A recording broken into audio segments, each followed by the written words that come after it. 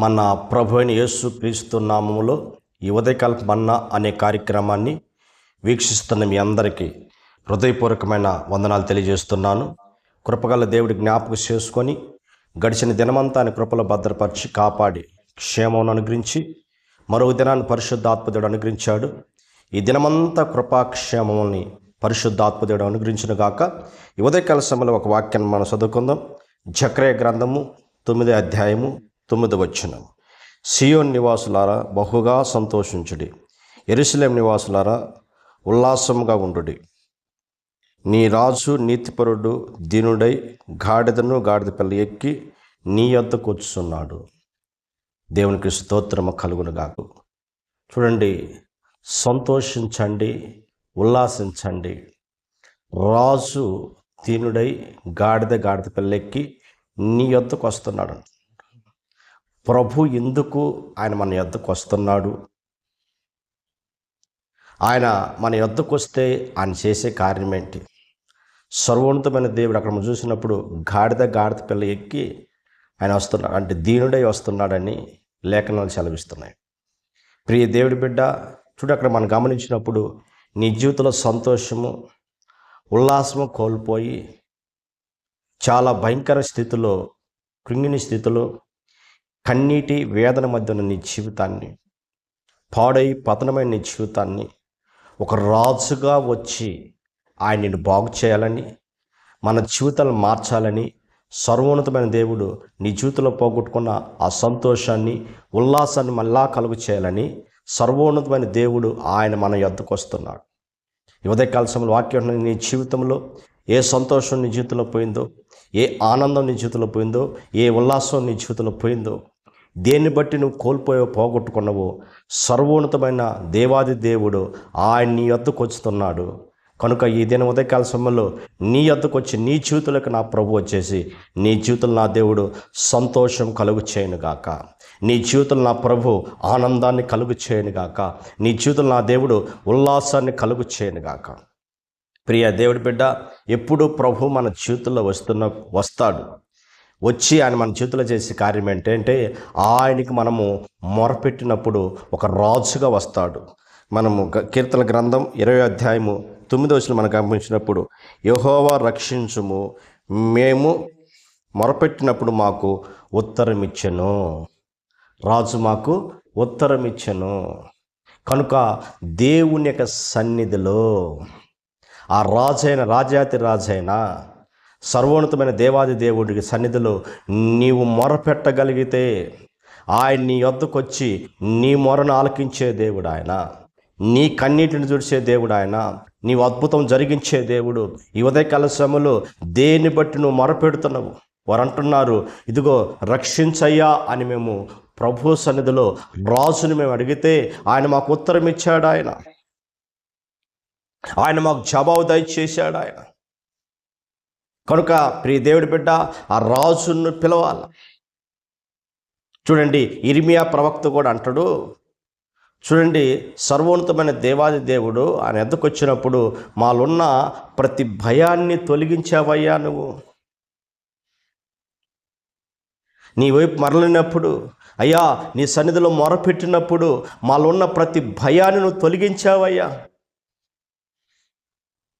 ప్రియ దేవుడి బిడ్డ, నా ప్రభు ఎందుకు ఆయన నీ యొద్దకు వచ్చున్నాడు? ఆయన ఒక దీనుడుగా, ఒక రాజుగా, ఇదిగో గాడిద మీద నీ యొద్దకు ఎందుకు నా ప్రభు వచ్చున్నాడంటే నీ దేవుడు కృప నీ మీద అనుగ్రహించాలని, నీ కన్నీటిని తొడవాలని, నీ జీవితంలో అద్భుతం జరిగించాలని, నీ జీవితంలో ఆశ్చర్యకారం జరిగించాలని, ఆయన మహిమతో నింపాలని సర్వోన్నతమైన దేవుడు ఒక రాజుగా వచ్చున్నాడంటే. కనుక ఈ ఉదయకాల సమయంలో దేని విషయంలో భయపడుతున్నావు? నిన్ను ఎంటాడుతున్న అనారోగ్య స్థితిని బట్టి భయపడుతున్నావా? నీ భవిష్యత్తుని బట్టి భయపడుతున్నావా? నీ పిల్లల భవిష్యత్తుని బట్టి భయపడుతున్నావా? నిన్ను ఎంటాడుతున్న ఆర్థిక సమస్యలు బట్టి, నిన్ను ఎంటాడుతున్న రకరకాల సమస్యలు బట్టి భయముతో కలవరిస్తూ కృంగిపోతున్న పరిస్థితులు ఉన్నవా? అవమానాలు నిందల మధ్య ఉన్నవా? ప్రియ సహోదరి, ఇంకా నా జీవితంలో వివాహం జరగదేమో అని, ఇంకా నా జీవితంలో సంతానం కలగదేమో అని ఏ భయము చేత నువ్వు కృంగిపోతున్నావో, ఏ భయము చేత నువ్వు నలిగిపోతున్నావో, ఏది నీ జీవితంలో భయాన్ని కలిగిస్తుందో ఆయనకు నువ్వు మొరపెట్టగలిగితే ఆయన మన యొద్దకు వచ్చి దీనుడుగా నీ యొద్దకు వచ్చి నీ ప్రతి మొరను, నువ్వు పెడుతున్న ప్రతి కన్నిటిని, బాష్పాన్ని తుడిసే సర్వోన్నతమైన దేవుడు ఆయన. ఈ ఉదయకాల సమయంలో వాక్యమైన నీ జీవితంలో ఏ భయాలు నీ జీవితాలు అంటాడుతున్నాయో, ఇదిగో భయపడొద్దు, రాజుగా రాబోతున్నాడు ఆయన. ఆ రాజాతి రాజని యేసయ్య ఇదిగో నీ జీవితంలోకి రాబోతున్నాడు, నీ కుటుంబంలో రాబోతున్నాడు, నీ జీవితంలో, నీ పిల్లల జీవితంలో నా ప్రభువు ఉండి ఇంతవరకు ఏ కన్నీరు, ఏ వేదన, ఏ సమస్యలు నీ జీవితాన్ని వెంటాడి రాత్రి పగలు నిద్ర లేకుండా వేదన చెందుతున్నావు, ప్రియ దేవుడి బిడ్డ, ఇదిగో ఉదయకాల సమయంలో ఆయన రాజుగా నీ వద్దకు వస్తున్నాడు. ఎందుకు అంటే నీ జీవితం సంతోషాన్ని ఇచ్చడానికి, నీ జీవితంలో ఆనందాన్ని కలిగించడానికి, నీ జీవితంలో ఉల్లాసాన్ని కలిగించడానికి. దేని ద్వారా నువ్వు సంతోషాన్ని పోగొట్టుకున్నావో, దేని ద్వారా నువ్వు ఆనందాన్ని పోగొట్టుకున్నావో, నీ జీవితం ఏ చీకటి స్థితిలోకి వెళ్ళిపోయిందో, ఉదయకాల సమయంలో సర్వోన్నతమైన దేవుడు అంటున్నాడు, వారికి నేను సంతోషాన్ని కలిగించడానికి, వారికి నేను ఉల్లాసాన్ని కలిగించడానికి ఇదిగో నేను వారి వద్దకు వస్తున్నాను అంటున్నాడు. ఆ రాజుగా సర్వోన్నతమైన దేవుడు నా యేసయ్యని ఉదయకాల సమయంలో ఆహ్వానిస్తావా?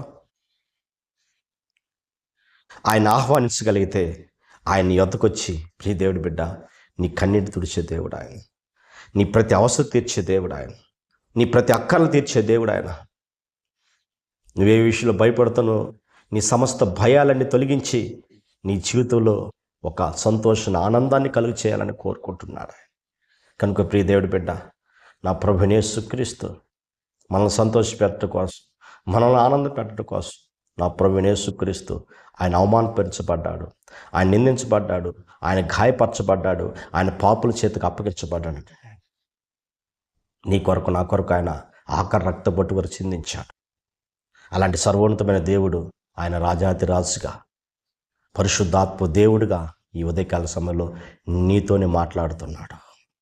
ధైర్యం తెచ్చుకో, ప్రభువుని బట్టి ధైర్యం తెచ్చుకో, కుంగిపోవద్దు. ఈ రాజు వైపు చూడు, ఆయన సరిహద్దులు విశాలపరిచి నీ నెమ్మది సమాధానం అనుగ్రహించి నీ కుటుంబాన్ని ఒక ఆశీర్వాదకరంగా మార్చునుగాక. ఈ నమ్ము, విశ్వసించు. ఉదయకాల్సిన ప్రార్థన చేస్తుండగా నీ జీవితంలో నా ప్రభు ఒక రాజుగా ఉండి, ఆయన సర్వోన్నతుడిగా ఉండి నీ జీవితాన్ని సంతోషాన్ని, ఆనందాన్ని నా దేవుడు కలుగు చేయనుగాక. ప్రార్థన చేసుకుందాం. సర్వాధికారి, ఆశ్చర్యకర్త, స్తోత్రాల స్వామి, ఈ ఉదయకాల సమయంలో ప్రభు మాతో మీరు మాట్లాడిన విధానాన్ని బట్టి స్తోత్రాల స్వామి. అయ్యా, రాజుగా మీరు మా యొద్దకు వస్తామని ప్రభు వచ్చిన తండ్రికి స్తోత్రాలు స్వామి. అయ్యా, మేము పెట్టే ప్రతి మొరకు ప్రభు మీరు జవాబు దయచేసేవారని, అయ్యా మాలో ఉన్న ప్రతి భయాన్ని తొలగించిన తండ్రికి స్తోత్రాలు స్వామి. అయ్యా, మాకు విడుదల దయచేసి సంతోషం, ఆనందాన్ని కలుగజేసిన దేవానికి స్తోత్రాలయ్యా.